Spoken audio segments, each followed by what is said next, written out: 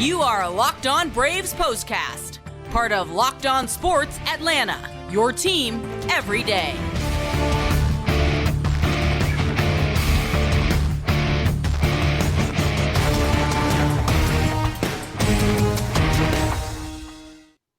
Hello and welcome into the Braves POSTCAST, part of Locked On Sports Atlanta. Grant McAuley, Jake Mastroianni with you, wrapping up a weekend which ended up being pretty good for the Braves, though it didn't always feel like it was going to be the best of outcomes out in the desert. The Braves were able to take 2 out of 3 from the upstart Arizona Diamondbacks, who have been one of the better teams in the National League this year, and thus kind of reversed the fortunes of what was a challenging and sometimes frustrating road trip overall. We're going to talk about all of it here on the Braves POSTCAST as we go through an 8-5 win in very dramatic fashion, grand fashion, one might say, courtesy of one Eddie Rosario.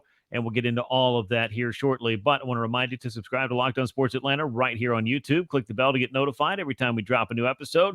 If you like the show, be sure to tell a friend. Go ahead and hit that like button as well, just to double stamp it, make it official. Also, Locked On Braves, wherever you get your podcast, make sure to subscribe there. Jake, this looked like a game that had so many different phases for the Braves that the emotions kind of had to be all over the place. You had Michael Soroka on the mound again. Well, things did not go the way he wanted to. Then you had the Braves with their backs against the wall, looking at back-to-back series losses on this road trip. That turned around with one big swing of the bat from Eddie Rosario. Yeah, and had an opportunity obviously there earlier in the ninth, like they were going to squander it until that big hit from Eddie Rosario there. And I think I saw David O'Brien tweet this out. You go out to the road trip, you lose a series to the worst team in baseball, and then you come back and win a series against the team who had the best record in baseball coming into the series. And just kind of tells you the Braves right now, it's they haven't been very consistent, and we talked about this here lately. But when they're playing their best brand of baseball, they're one of the best teams in all of baseball, which is, I think a very obvious statement, but I think some that a lot of people still struggle with, thinking that the Braves, after what they did to Oakland, not really there. But you can see it in this series. They can compete with the best of when they're playing at the top of their game.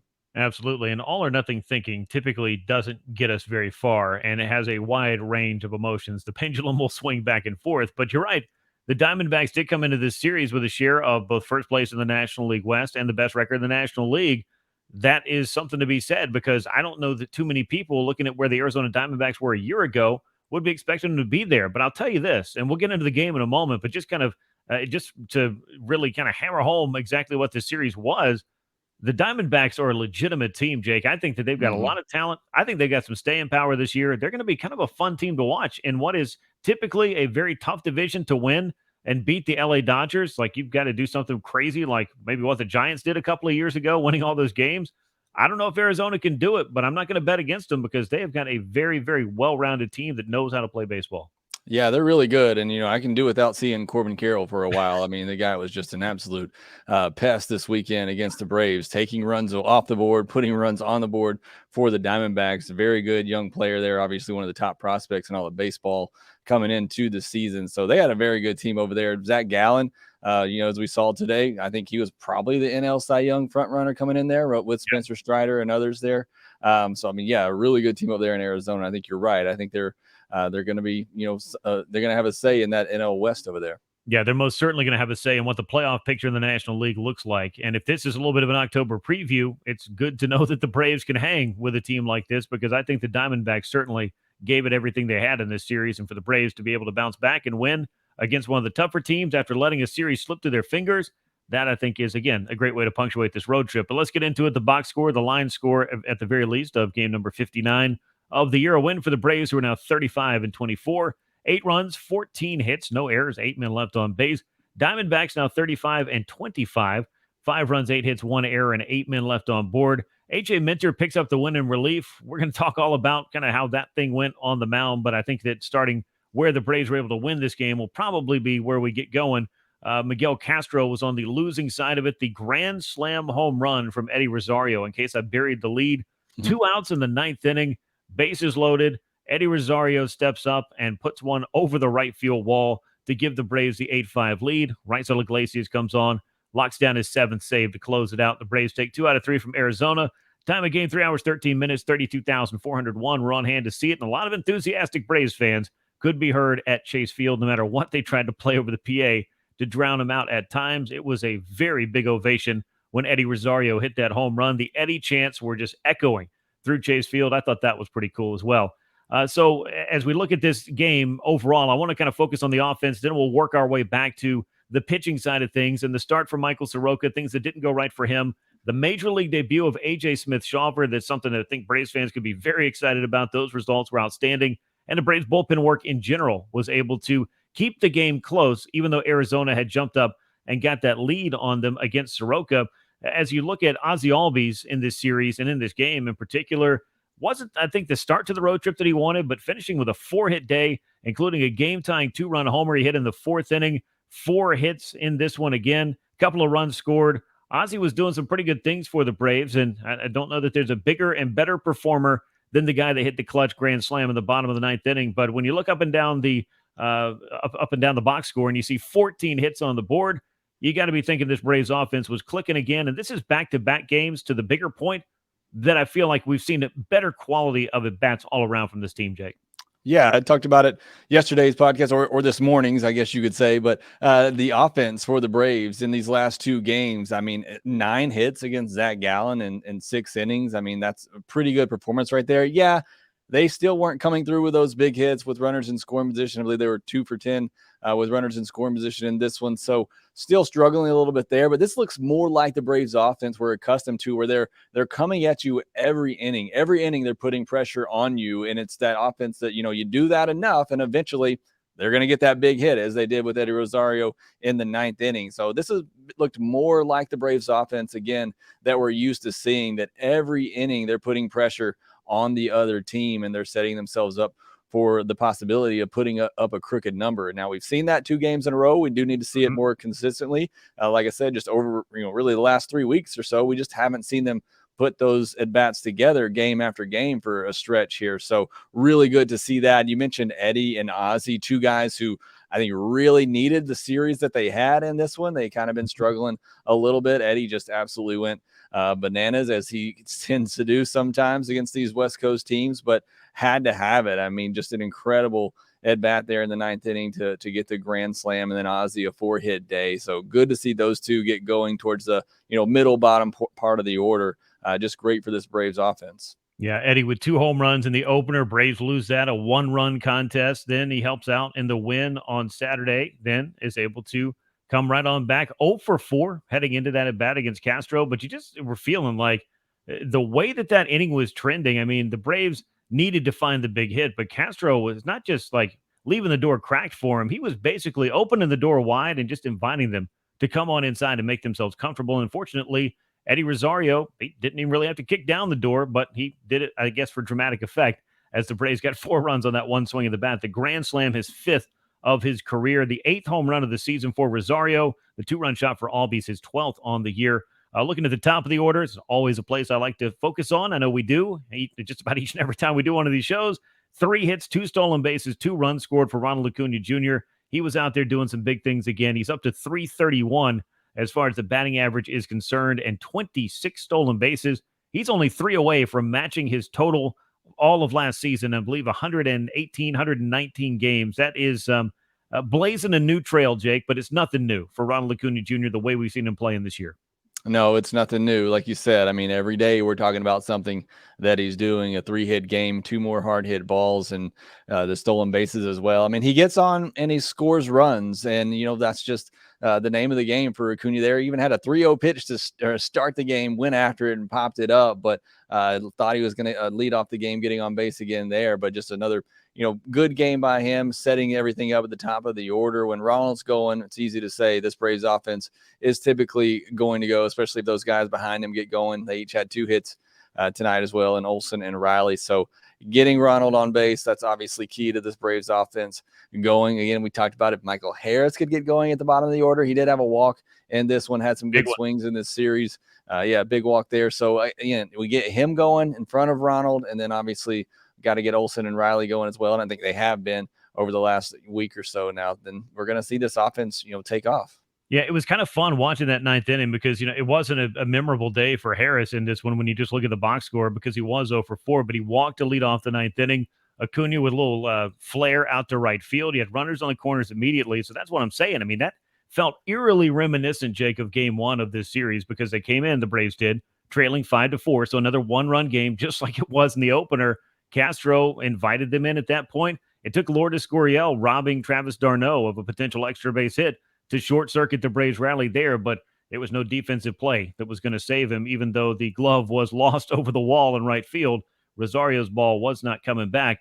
Ron Acuna Jr. with 2 more runs scored is up to 52 now. That leads the National League. That's a pace for 143 runs scored this season. And yeah, he's on a nearly 70 stolen base pace as well, in addition to, I believe, 32 home runs. If you're scoring at home, 30-70 is a pretty good club. In fact, it has 0 members. If Ron Acuna Jr. could do that, that would be an awful lot of fun. We're going to talk a little bit about the pitching side of things and, of course, get you set up for the series against the New York Mets. It's going to be happening at Truist Park. But before we do that, I need to let you know about our great sponsor, Game Time, because this episode of the Braves Postcast is brought to you by Game Time, because buying tickets to your favorite events should not be stressful. Game Time is a fast and easy way to buy tickets for all the sports, music, comedy, and theater near you. With deals on last-minute tickets and their best price guarantee, you can stop stressing over tickets and start getting hyped for all the fun you're going to have at your event. Download the Game Time app, create an account, use the code LOCKEDONMLB for $20 off your first purchase. Terms apply. Download Game Time today. Last-minute tickets, lowest price, guaranteed. Let's dive into this and talk about what happened on the mound, or what wasn't going right, I guess, in this second start for Michael Soroka. I felt like there were so many positives coming out of that one against Oakland. I mean, he got in a little bit of trouble over a handful of batters in the 5th inning last time out. The trouble came a little bit earlier in this one. A run in the 2nd, 2 in the 3rd, 2 more in the 4th inning. He was chased after 3 2/3 innings. Command, release point, I don't know what it was, just wasn't working for him. The fastball was missing up. The secondaries, there just really didn't seem to be a pitch that he could really count on. And the Arizona Diamondbacks seemed to have a pretty good plan against Soroka's second time through the order. Again, 7 hits, 4 walks, couple of home runs allowed for Michael Soroka. Didn't really look like the same guy. And I know it was the Oakland Athletics, so maybe you put part of that into the mix as well.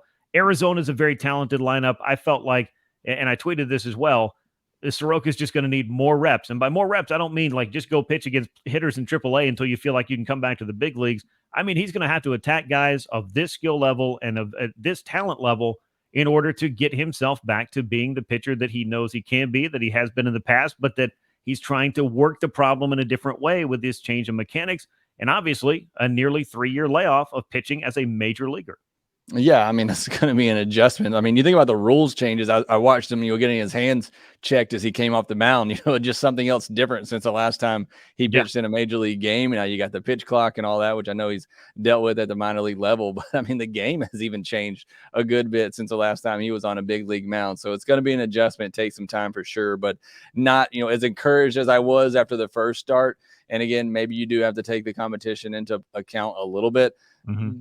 Less encouraged after this one. 2 swings and misses on 30 swings against him. Not that he's, a big whiff rate guy, but it would just tell you wasn't really fooling a lot of hitters up there with his stuff. So 4 walks as well would tell you that maybe he didn't have the best command either. So again, as you said, gonna have to, figure some things out. He's going to have to get those reps, as you mentioned, but, got hit hard as well, which, again, is not typical Michael Soroka, 91.3 average exit velocity against him. So, again, not a good outing for him. And then he mentioned kind of what you talked about after the game. He's got to do a better job of attacking. He said a lot of those hits coming with 2 strikes, which wasn't able to make the pitches to put hitters away. I know that the bloop hit he gave up to Perdomo there to score that first run, that was tough. And then things just kind of spiraled after that. And this is a very good Diamondbacks lineup. So look, I'm excited still about the future. I'm excited just to see Michael Soroka out there, as we talked about last time, with all he's gone through, but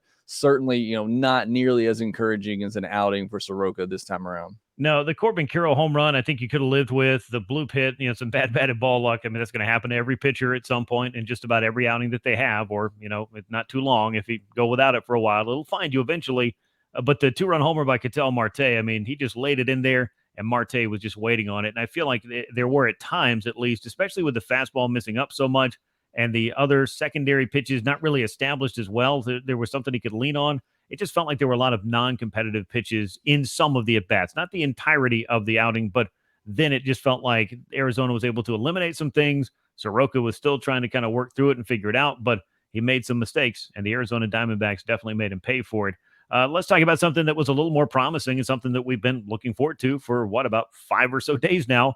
That's AJ Smith Shawver called up, the 20-year-old who went through 3 minor league levels to get to Atlanta. He makes his major league debut in this game. 2 1/3 innings of shutout baseball, a walk and 3 strikeouts. Jake, we knew about the stuff. I saw him some in spring training. I was familiar with AJ Smith Shawver. I think he was a kind of a heat seeker type prospect and was going to probably jump onto that top 100 prospect board if he kept doing what he was doing early in the minor leagues. But it looks like right now, even if he does end up on some top 100 prospect list, he's going to be doing his thing at the big league level. And I think there was a lot to be encouraged about, excited about, and confident about in using this guy as a multi-inning weapon out of this bullpen, something that the relief corps has not really had to this degree in terms of the overall stuff and arm talent, as AJ Smith Shawver showed off at just 20 years old, making his major league debut against Arizona. Yeah, this was special. I mean, the guy hasn't pitched in a while either because they haven't used him since they called him back up. And then you get your first big league game. And yeah, you're down, but I mean, he held him right there and gave them a chance to come back in it. I mean, that's really big because you never know mentally how they're going to make that adjustment. And again, you're talking about somebody who had been off for a while. He comes up. I'm sure they wanted to get him in that Oakland series, but every series was so close there. You want to try to get him in a more lower leverage situation. But I mean, he comes in against a very good Arizona Diamondbacks team. He gets through the top of that order. I mean, this was very impressive, I think. It could become a real weapon for the Braves out of that bullpen. So highly encouraged. Talking about I wasn't very encouraged what I saw from Soroka. This is very encouraging what I saw from AJ Smith Shawver in a spot where the Braves really need somebody to fill that role in the bullpen and be that dominant type of reliever coming out. So yeah, love what we saw from AJ Smith Shawver here. We'll love to can't wait to see more of it. Yeah, absolutely. And it's great to have somebody like that could cover those innings after your starter gets knocked out in the 4th. And I think that maybe there's a little bit of design in having Soroka back up, but also having somebody you can lean on. Michael Tonkin was kind of filling that role for the Braves. He's on the injured list, so can't really lean on him. Jesse Chavez has had to throw in some more leverage situations as we've seen, so he's not the long man either. Interesting to see, and same thing for Colin McHugh for that matter. Interesting to see how AJ Smith Shawver will fit into this mix. I want to hit on one other thing because it was a big story from this game, and unfortunately, it was one of those where no matter how many years you played in the big leagues, every once in a while, there's a lesson to be learned. Marcell Ozuna hit a 415-foot single off the center field wall, off that railing, well above up on the batter's eye. But as we know at Chase Field, it's not a home run until the umpires basically tell you when you hit it out to center field. Even if it will be out of 26 other ballparks, it apparently did not get out of Chase Field. Ozuna held at first base. He was able to make it all the way to third, thanks to getting moved along, but he was left out there on base, and he was pinch hit for by Sean Murphy the next time out. And Sean took over as a DH for the rest of the day. That a very clear message. Brian Snitker said, you got to hustle, you got to run, you got to put in that effort. If Ozuna makes it to second there's a very good chance the Braves score a run in that inning. Every run is important when you're trying to win a series like this. And again, no matter if you're a young player, a veteran player, every once in a while, guys get caught up in the moment. I'm not trying to, indict anybody on, how they play the game or don't play the game, but you got to get a reminder, I think. And Marcell Ozuna, I think, needed a reminder in this game that, hey, you can, watch the ball while you make your way around the bases, and that might be the best play. And that, of course, is the play that the Braves want to see. Yeah, I mean, Ozuna takes the brunt for this because it's a very obvious on the field thing, but I think this is a wake up call for the Braves as a whole because they haven't been playing their best baseball as we've talked about over the last 3 weeks or so. And a lot of that, I think, especially on the defensive side, is some mental errors, just not making the right decisions. So yeah, this is more, visually we see it because we saw what happened with Ozuna, but I think this is a message to the entire team that you are a good team. You need to wake up and play like it every single day. So I think maybe it's a little bit of a message to the team as a whole here as well, as part of, obviously what was very, a bad decision by Ozuna on the field, not to run that out. But, tough call for Snitker. He even said, I hated to do it as much as I'm sure Ozuna hated to have to be taken out there. I mean, Snitker doesn't want to do that, but again, I think it's just a message to the team in general, to let's play like the good team that we are on a more consistent basis, and, came back and got the win. So hopefully this kind of sparks them going forward. And I think the message is very simple. Don't get complacent. And the Braves, there's no place for that on a winning ball club. And the Braves have not been an overly complacent team, of course, over the last 5 years, but every once in a while, as you mentioned, wake-up call, reminder, whatever we want to call it. Let's take a look ahead. The next series for the Braves after the off day on Monday is a 3-game set against the New York Mets. Bryce Elder, the Major League ERA leader, 3-0 against Carlos Carrasco of the New York club that has been scuffling coming in. He's 2-2 with a 5.74 ERA. Jake, this isn't where we were a year ago this time when the Mets were well ahead of the Braves, but Atlanta was starting to pick up some steam. The New York Mets come into this series, as all divisional series are, very much needing to get themselves back on track, but it looks like the Braves are starting to wake up at a very important time. Yeah, like I said, hopefully this kind of sparks them going forward. Mets coming off getting swept, I believe, by the Blue Jays. So, they're obviously trying to get going as well, but could be a big step for the Braves to pull further away from the Mets. You can watch out for those Marlins now in the NL East as well. But be another good series and got some more tough pitching to face there too. It definitely should be. We'll see the Braves and Mets matched up for 3 games at Truist Park. It all begins on Tuesday night, 7:20 p.m. Eastern time. Is that first pitch as Bryce Elder takes on Carlos Carrasco. The Atlanta Braves are in first place in the National League East. They'll look to add to that lead or at least push one of their divisional opponents in the New York Mets a little bit further away as they start that series. And, of course, we'll have you covered here on the Locked On Sports Atlanta Braves Postcast. Make sure you're subscribed here on YouTube. Click the bell to get notified. Make sure you click that like button, tell a friend, share the show, all those good things, and subscribe to Locked On Braves wherever you get your podcast. Once again, it was a great night for Atlanta as it was a comeback victory in the desert on a grand slam home run from Eddie Rosario. 8-5, the Braves take it. For Jake Mastroianni, I am Grant McAuley. We will catch you next time here on the Braves Postcast. And until then, so long, everyone.